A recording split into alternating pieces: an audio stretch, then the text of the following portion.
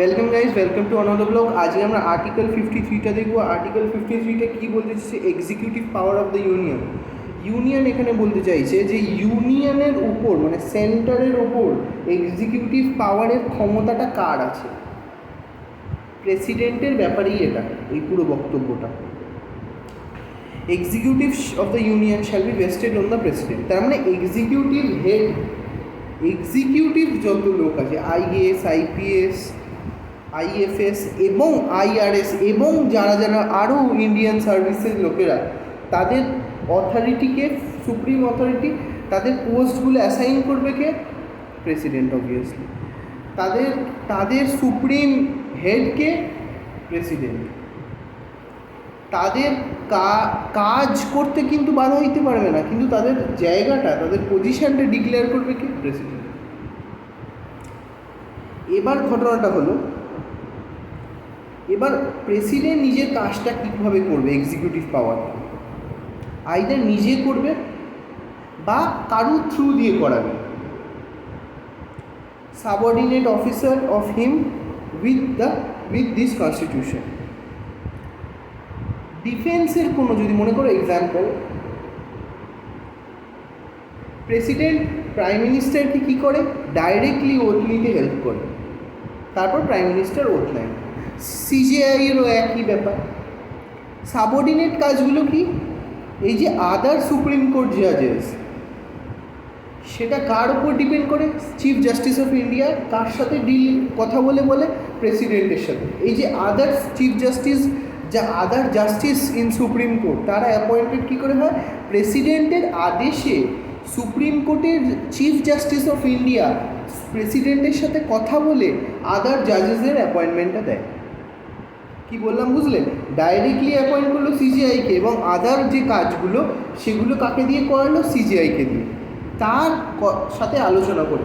তার অ্যাপয়েন্টমেন্টে অন্য জাস্টিসরা কিন্তু জাস্টিস হতে পারলো, হাইকোর্টের জাস্টিসরা সুপ্রিম কোর্টের জাস্টিস হতে পারলো।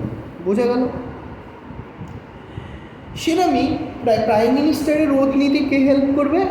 প্রেসিডেন্ট। এবং বাকিদের অ্যাপয়েন্টমেন্টটা কে দেবে?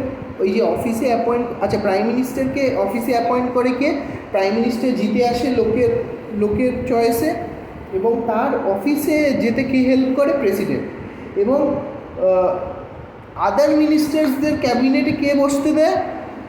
এটা কিন্তু প্রেসিডেন্টেরই বসতে দেওয়ার কথা, বাট এটা প্রাইম মিনিস্টার বসতে দেয়। কার হয়ে?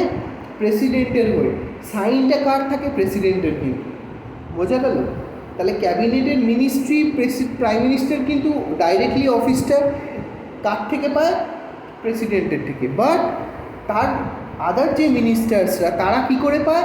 প্রেসিডেন্টের সিগনেচারে প্রাইম মিনিস্টারের থেকে পায়। বোঝা গেল?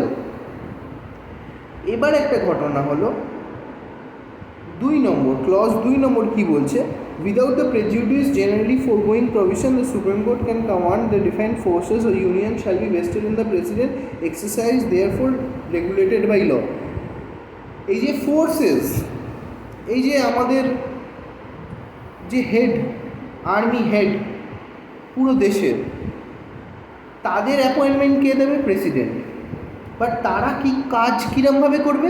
প্রেসিডেন্টের কথায় না, তারা কাজ কীরমভাবে করবে? তারা আইনে যা বলা আছে, ল সম্মতভাবে তারা কাজ করবে। তারা লয়ে যা লেখা আছে সেটাই কিন্তু তারা করবে। বোঝা গেল?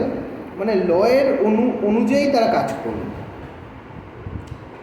এবার একটা জিনিস বুঝতে হবে তোমাদের, যে এই যে ফাংশনটা প্রেসিডেন্ট, এটা কেউ কিন্তু ট্রান্সফার করে দিতে পারে না। যে প্রেসিডেন্টের সই ছাড়া কোনো বিল পাস হবে না, সেটা বললো না, প্রেসিডেন্ট না সই করলেও চলবে, অন্য কাউকে, সেটা কোনো লয়ের আন্ডারে কিন্তু চেঞ্জ করা যাবে না।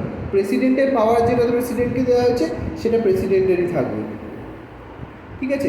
কোনো অথরিটি, সে সেন্ট্রাল গভর্নমেন্ট হোক আর স্টেট গভর্নমেন্ট হোক, কোনো অথরিটি সেটাকে চেঞ্জ করতে পারবে না। Prevent Parliament from conferring law function on the authorities other than President. প্রতিটা লোকের অথরিটি কিন্তু ডিটারমাইন কে করতে পারে? ল। বাট প্রেসিডেন্টের ফাংশন কে ডিটারমাইন করবে? পার্লামেন্ট কিন্তু সবার হয়ে ল পাস করতে পারে, বাট প্রেসিডেন্টের হয়ে ল কিন্তু পাস করতে পারে না, এটা বুঝতে হবে। এটাই বলতে চেয়েছি যে কোনো অথরিটি কিন্তু পার্লামেন্টকে এম্পাওয়ার করতে পারবে না, শক্তি দিতে পারবে না যাতে প্রেসিডেন্টের হয়ে কোনো ল পাস করে। বোঝা গেল? তো thank you guys, please like share and subscribe to my channel. Thank you for watching, by.